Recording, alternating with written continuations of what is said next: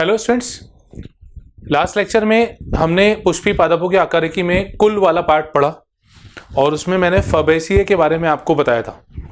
आज नेक्स्ट मतलब second family अपन पढ़ते हैं जिसका नाम है सोलेनेसी।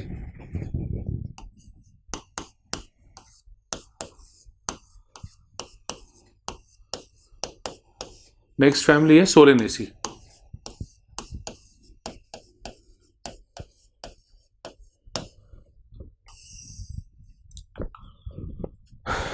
इसे आलू की फैमिली कहा जाता है, पोटैटो फैमिली कहा जाता है।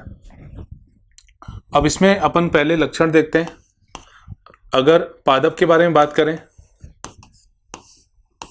तो ये शाकी हो सकते हैं और छोटे वृक्ष के रूप में होते हैं।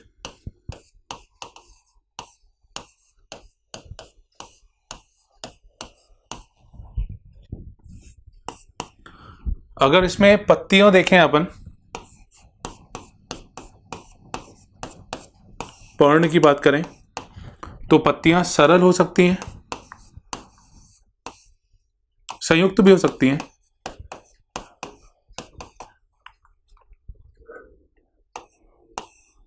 संयुक्त में पिच्छाकार,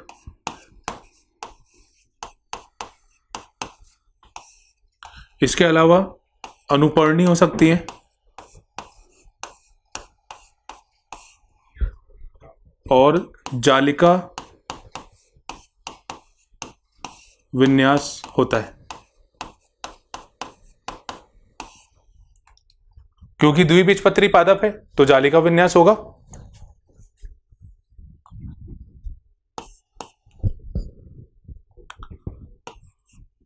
फूल की बात करें, पुष्प की बात करें अगर,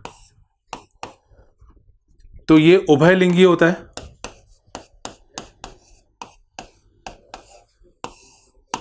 उभयलिंगी मतलब द्विलिंगी होता है।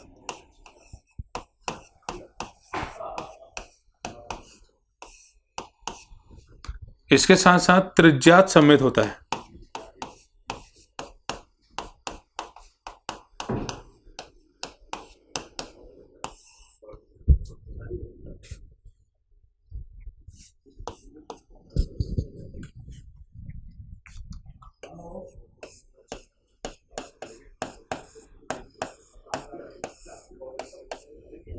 पुष्पक्रम की बात करें अगर, तो इसमें पुष्पक्रम जो होता है वो ससीमाक्षी होता है।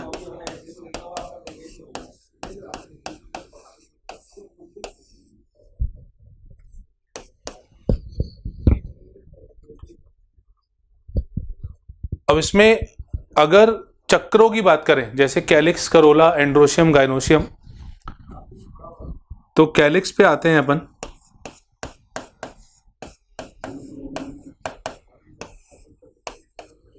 कैलिक्स ये टोटल होते हैं 5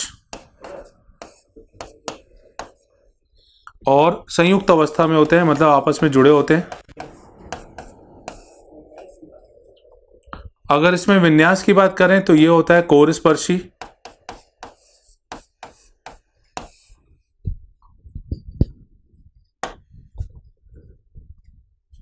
ये हो गया कैलिक्स के बारे में। कोरोला,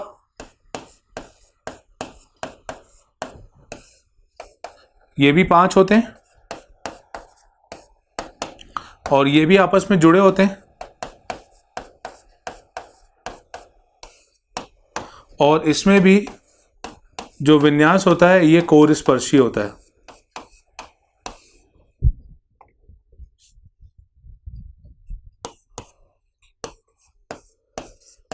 पुमंग की बात करें अगर, एंड्रोशियम की,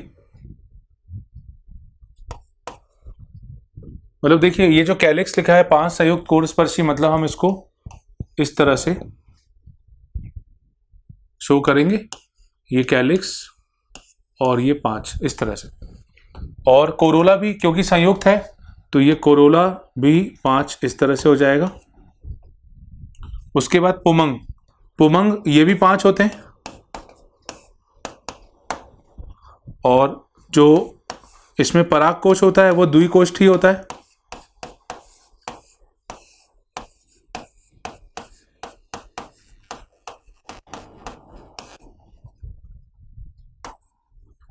परागकोश द्विकोष्ठीय होता है। अच्छा, ये दल लग्न होते हैं।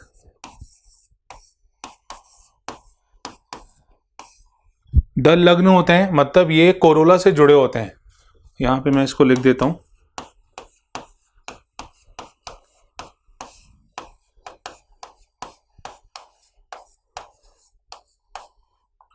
कोरोला से जुड़े होते हैं।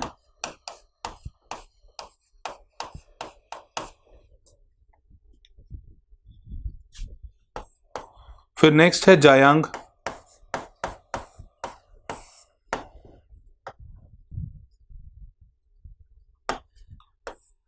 जायांग ये टोटल 2 होते हैं, मतलब द्विकोष्ठीय होता है, और अंडाशय जो होता है वो ऊर्ध्ववर्ती होता है।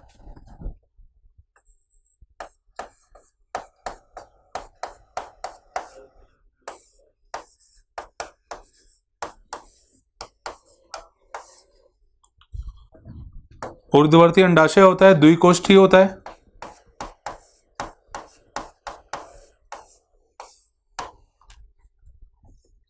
और इसमें जो बीजांडासन होता है,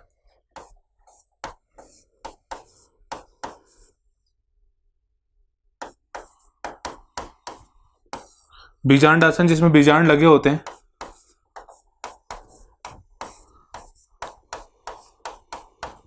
ये फूला होता है।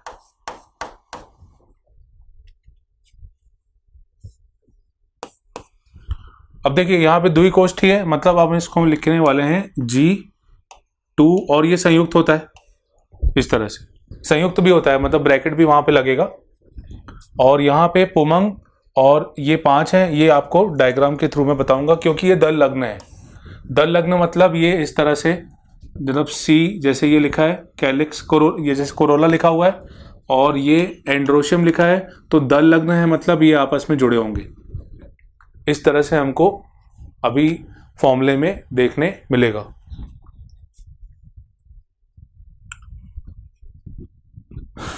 बीज की अगर बात करें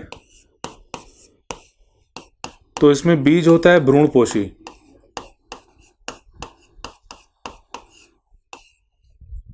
भ्रूणपोष इसमें मौजूद होता है। अब बहुत इंपॉर्टेंट है एग्जाम्पल्स और पुष्प सूत्र। तो पुष्प सूत्र पहले अपन देखते हैं।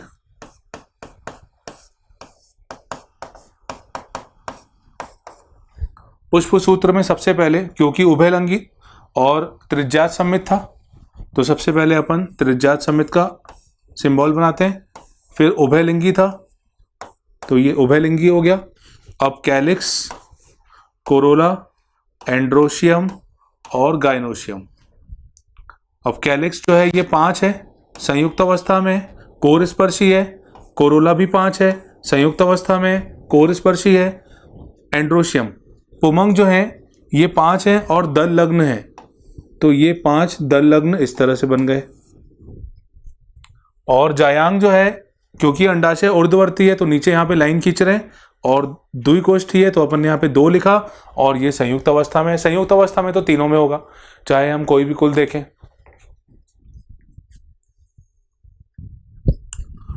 अब अपन इसके एग्जाम्पल देखते हैं, और एग्जाम्पल के बाद फिर इसका डायग्राम देखते हैं। तो उदाहरण है इसके। उदाहरण में सब्जी यानी वेजिटेबल, आलू,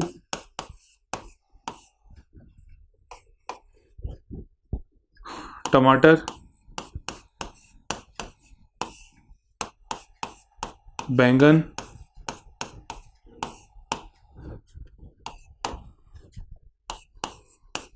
मिर्च, मतलब मसालों की बात करें अगर तो मिर्च। इसके अलावा कुछ सजावटी पादप, पुष्प,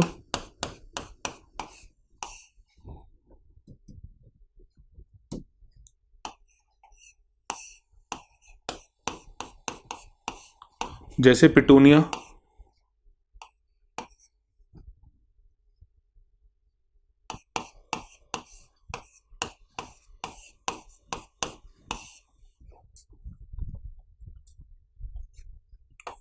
औषधि की अगर बात करें तो बेलाडोना,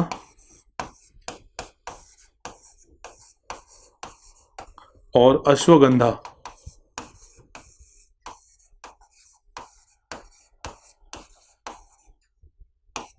ये औषधि की बात हो गई। बेलाडोना और अश्वगंधा इसमें दो आते हैं। धूमक भी आता है, धूमक हो गया इसमें तंबाकू।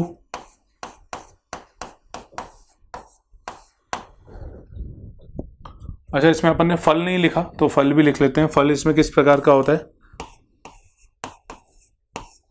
फल इसमें होता है संपुट प्रकार का।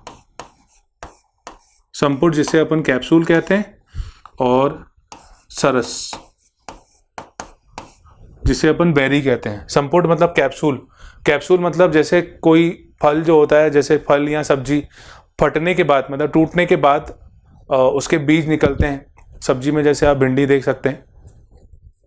सरस इसको अपन बेरी कहते हैं। बेरी जो अपन ने स्ट्रॉबेरी सुनते हैं, अपन रसभरी सुनते हैं, ये इस प्रकार का पुष्प होता है, फल होता है।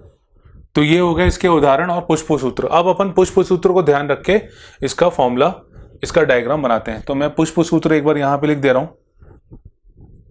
देखिए, सबसे पहले था त्रिज्यात समित, द्विलिंगी, कैलिक्स, 5 कोरोला, 5 एंड्रोशियम, 5 और गाइनोशियम द्विकोष्ठीय ऊर्ध्ववर्ती, और ये दल लग्न।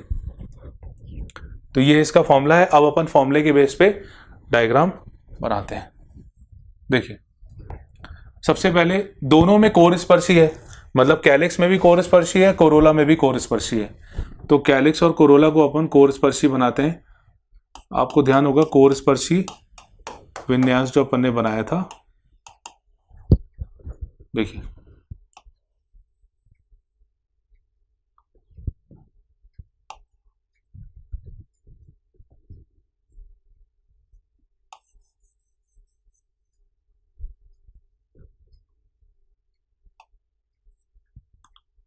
ये इसमें एक हो गया बाहर वाला सेपल,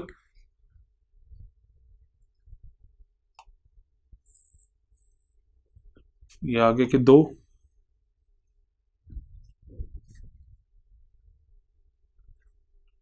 इसको मैं थोड़ा छोटा कर देता हूं और इकट्ठे बना देता हूं। ठीक है,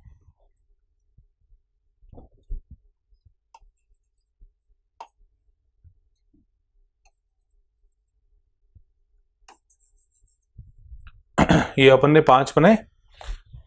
अब आपस में ये स्पर्श करते हैं, तो ये हो गया स्पर्श करते हुए ऐसा। अब इसकी अपन बाउंड्री देते हैं।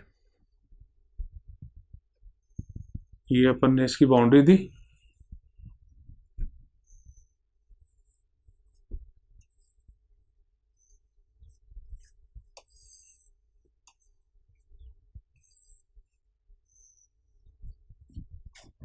ये हो गया कैलिक्स के बारे में। अब देखिए, सेकंड बनाते हैं अपन कोरोला।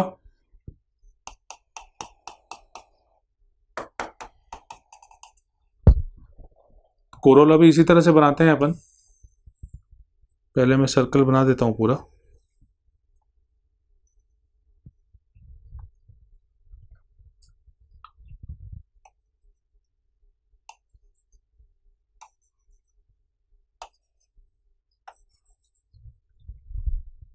इसकी बाउंड्री देते हैं।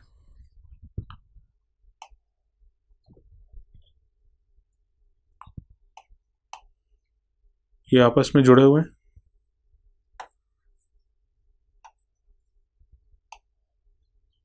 इसकी बाउंड्री मैंने ऐसे दी।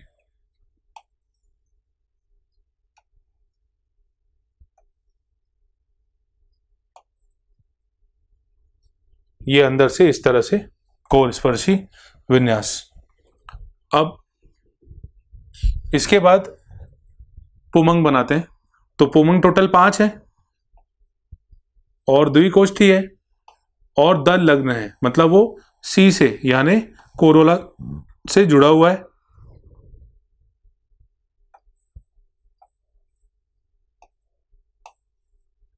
इस तरह से। तो ये कोरोला से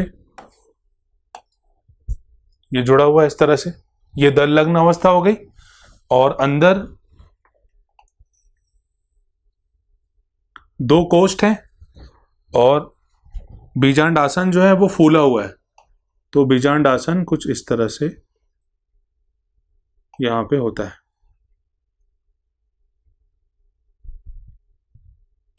ये है बीजांड आसन, ये बीच में फूला हुआ है और इसके ऊपर बीजांड लगे हुए हैं। बीजांड फिर इस तरह से यहां पे लगे।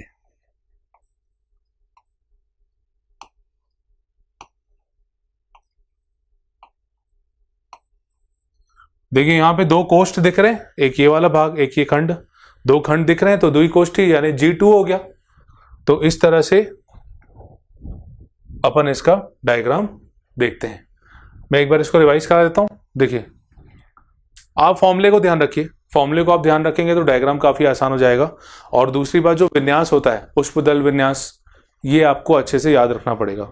तो यहाँ पे कैलिक्स और करोला जो है दोनों में कोर स्पर्शी विन्यास है। तो कोर स्पर्शी विन्यास अपन ने बनाया जिसमें दोनों जो इसकी मार्जिन है वो एक दूसरे को टच कर रही है और अपन ने इसकी बाउंड्री दे दी।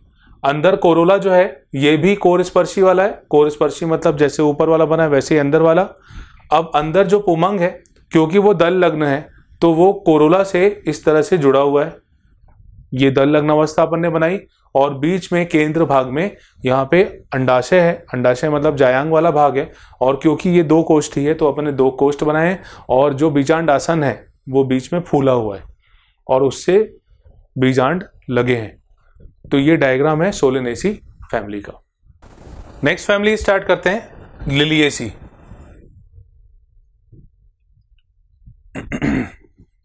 ये थर्ड फैमिली है।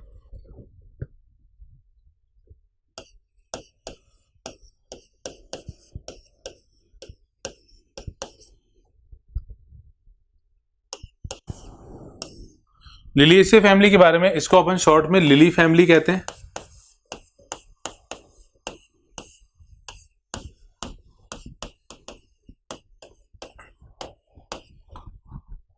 इसे लिली कुल कहा जाता है।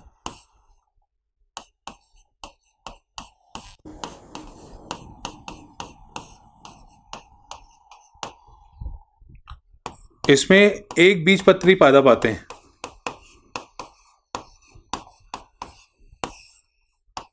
एक बीजपत्री पादपों का कुल है ये।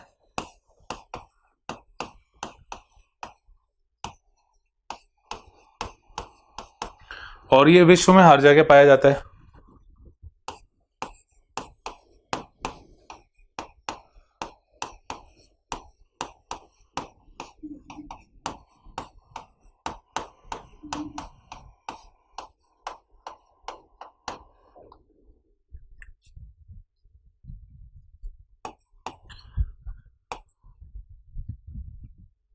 अब इस पादप की बात करें तो ये शाकित हो सकते हैं,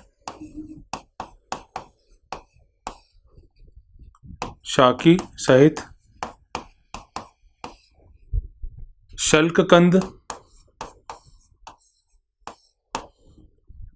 या कौर्म यानी घनकंद या प्रकंद, इस तरह की अवस्था इसमें देखने मिलती है। पत्तियां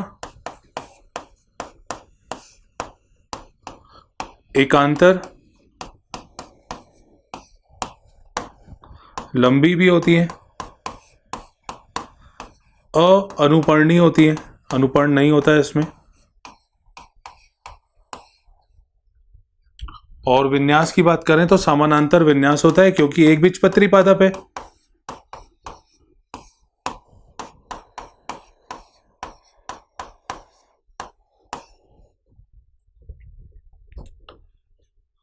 तो ये पत्तियों के बारे में। पुष्पक्रम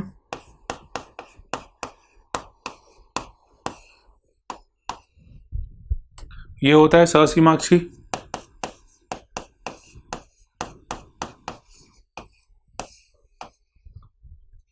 पुष्प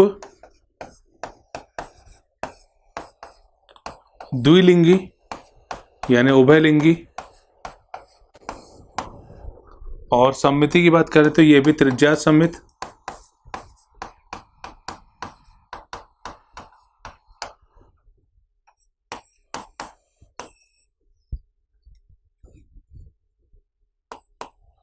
इनका जो बीज होता है ये भ्रूणपोषी बीज होता है।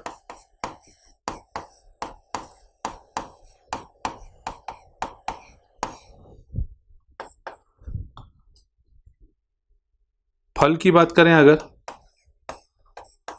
तो कुछ पादपों में संपुट होता है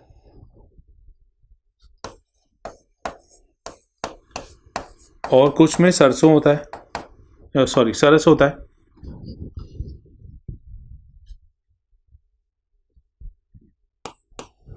फिर कैलिक्स की अगर बात करें, इसमें कैलिक्स और कोरोला जो होता है ये दोनों आपस में जुड़े होते हैं, फ्यूज्ड होते हैं, तो इनको अलग अलग अपन नहीं करके देख सकते, इसीलिए अपन यहाँ पे कहते हैं कि इसमें परिदल पुंज होता है।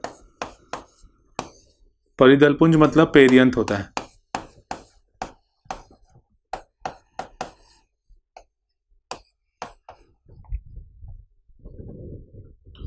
इसमें मैं लिख देता हूं कैलिक्स एवं कोरोला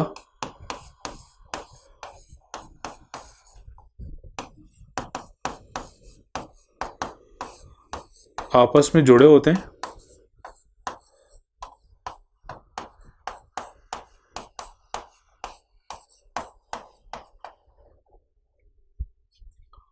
दूसरी बात ये कि ये 3-3 के क्रम में व्यवस्थित होता है, तो अपन इसको कहते हैं 3+3 है, और ये आपस में जुड़े रहते हैं। मतलब कुल 3-3 के 2 रो होते हैं, मतलब दो तरह से व्यवस्थित होता है ये। मैं इसका डायग्राम जब बनाऊंगा तो ये क्लियर हो जाएगा। बाकी संयुक्त अवस्था है,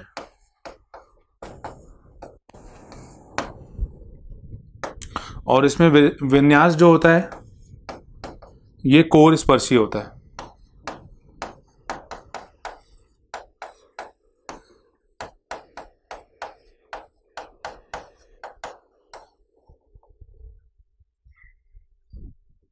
कोर स्पर्शी विन्यास होता है। अगला है पुमंग, जिसको अपन एंड्रोशियम भी कहते हैं, और शॉर्ट में ए से अपन इसको रिप्रेजेंट करते हैं। अब जैसे ये 3-3 के क्रम में व्यवस्थित हैं, ऐसे ये भी होगा 3+3, और ये दल लग्न होगा, मतलब ये परिदल पुंज से जुड़ा होगा।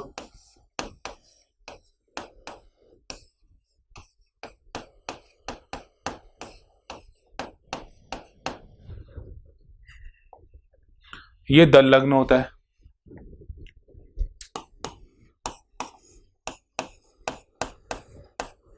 फिर अगला है जायांग, जिसको अपन जी से इंडिकेट करते हैं। जायांग जो होता है ये त्रिअंडपी होता है।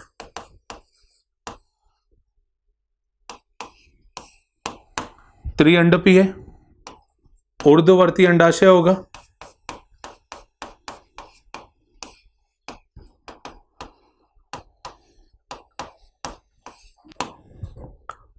ऊर्ध्ववर्ती अंडाशय के बाद यहां पे प्लासेंटेशन जो होता है अक्षीय होता है, एक्साइल होता है। ठीक है, त्रिअंडपी है मतलब इसमें 3 कोष्ठ होंगे।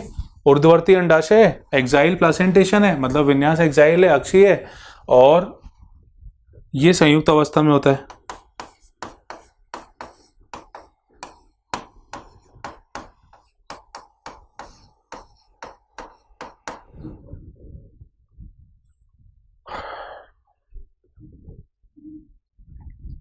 इसके उदाहरण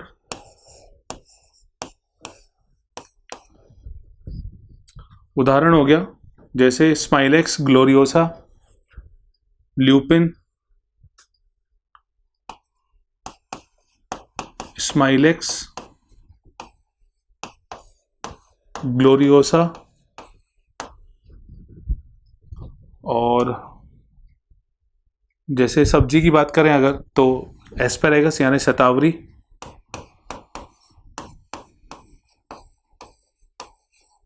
आपको यही नाम ध्यान रखना है, एस्पेरेगस ही ध्यान रखना है, क्योंकि एस्पेरेगस नाम से ही दिया हुआ है, मतलब क्वेश्चन भी आ चुका है। और इसके बाद जैसे एक पदार्थ होता है कोल्चिसिन, जो अपन ने कोशिका विभाजन वाले चैप्टर में पढ़ा, जो मेटाफेज अवस्था को रोक देता है, ये कोल्चिसिन इसमें आता है। अच्छा, औषधि के रूप में इसमें एलोवेरा उपयोग होता है। तो ये कुछ उदाहरण हो गए इस कुल के। प्याज वगैरह इसी में आएगा, क्योंकि शल्क कंद अपन ने ऊपर लिखा हुआ है, तो प्याज का भी इसका एग्जाम्पल है। अब इसका अपन फॉर्मूला देखते हैं।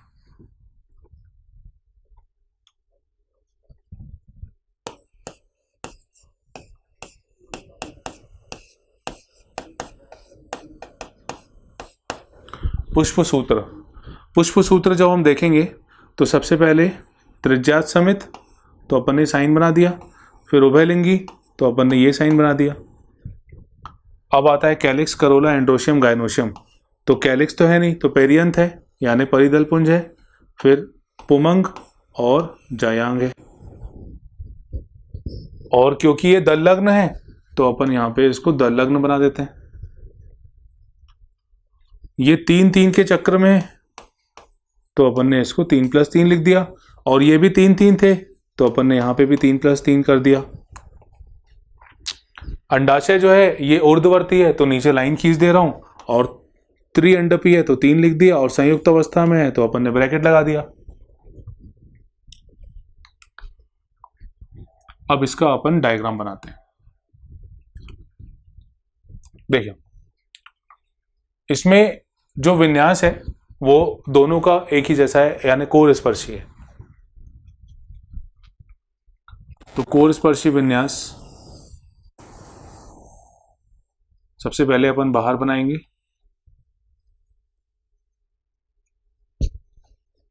फिर अंदर, अंदर वाला भी कोरस्पर्शी।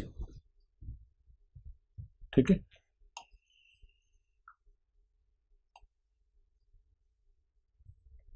थोड़ा सा इसमें अलग है। देखें, सबसे पहले अपन बाहर वाले 3 बनाते हैं। मैं एक ये वाला सेलेक्ट करता हूं।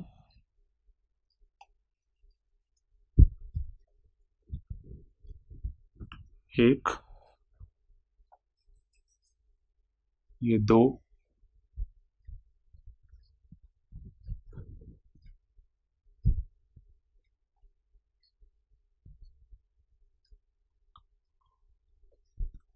सबसे पहले मैं ये सेलेक्ट कर रहा हूं यहां से यहां तक। ठीक है, तो ये अपन रफ करते हैं इसको, क्योंकि 3 बनाने हैं अपने को।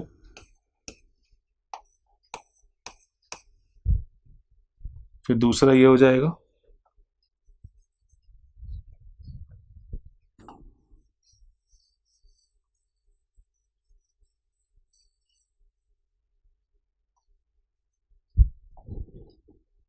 और तीसरा ये हो जाएगा।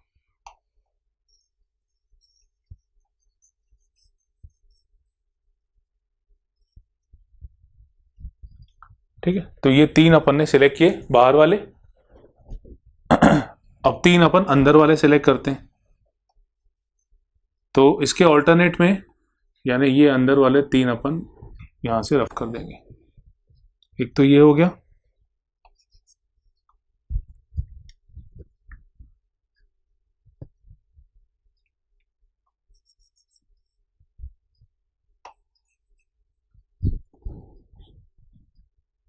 दूसरा ये हो गया, और तीसरा ये हो गया। तो मैं ये रफ कर दे रहा हूं। ये अपन ने एक यहां से हटा दिया, दूसरा ये हटा दिया,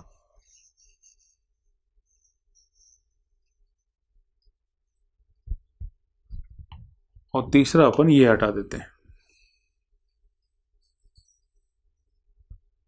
तो अब अपने पास 3 बचे अंदर। तो अब ये 3 इस तरह से आपस में जुड़े हैं। थोड़ा सा मैं इसको ठीक कर देता हूं।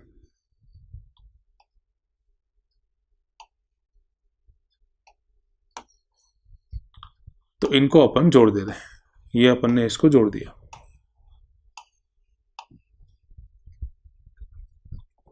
इस तरह से।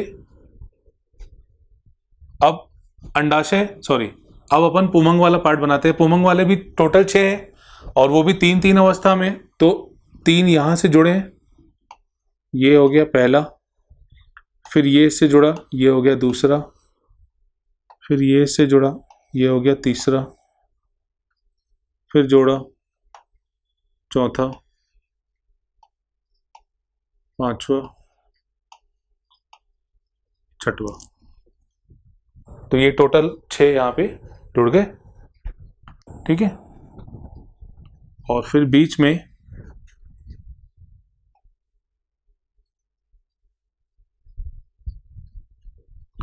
अब क्योंकि ये त्रिअंडपी है, मतलब 3 कोष्ठ हैं और बीजांड आसन यहाँ पे बीच में होता है।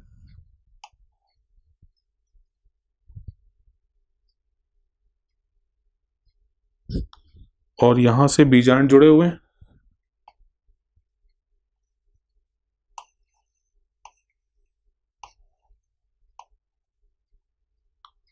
इस तरह से। तो ये हमको डायग्राम दिखता है। आप इसमें बाउंड्री बना सकते हैं, इसकी बाउंड्री अपन बना सकते हैं इस तरह से।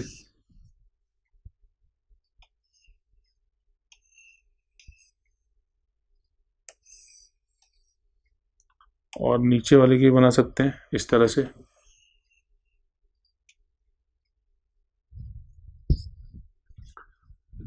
तो ये फाइनली डायग्राम अपना बना।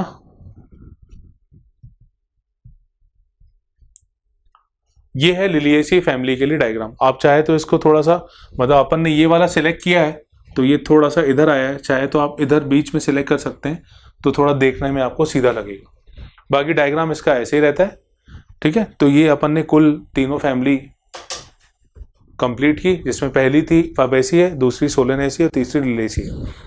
नीट एग्जाम में जनरली इन तीनों फैमिलीज पे ही क्वेश्चन बनते हैं। और एक होती है मालवेसी फैमिली, तो उसमें एग्जाम्पल में पहले ही बता चुका हूँ, कपास, भिंडी और गुड़हल, ये एग्जाम्पल ध्यान रखिएगा, मालवेसी फैमिली के होते हैं, ठीक है। तो ये चैप्टर अपना आज पूरा होता है और आने वाले लेक्चर में हम इसके कुछ क्वेश्चंस डिस्कस करेंगे और नीट पैटर्न पे जैसे भी क्वेश्चंस होते हैं वो मैं आपको बताऊंगा। तो ये क्लास अभी हम यहीं ओवर करते हैं, मिलते हैं नेक्स्ट क्लास में। Thank you.